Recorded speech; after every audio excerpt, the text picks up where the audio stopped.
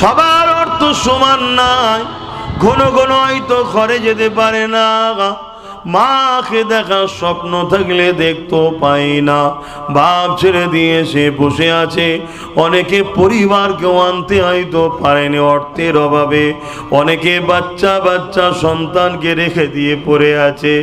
একটা দিন এসেছি বাচ্চাকে ছেড়ে, তার ময়ায় আমি তরপাচ্ছি, তাহলে এই মানুষগুলোর কত কষ্ট হচ্ছে আল্লাহ।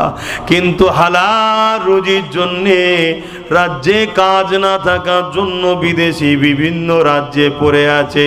হ্যাঁ আল্লাহ, শুধু বেঙ্গালোরে নয়, আমার ভাইয়েরা বিভিন্ন রাজ্যে যে যেখানে আছে, সোশ্যাল মিডিয়ায় দূরে দূরে যে যেখান থেকে দেখছে, কেউ কাতারে বসে, কেউ আমেরিকায়, কেউ লন্ডনে, কেউ জাপানে, কেউ আরবে, কেউ দুবাইয়ে, যে যেখান থেকে বসে আমার ভালোবাসার ভাইগুলো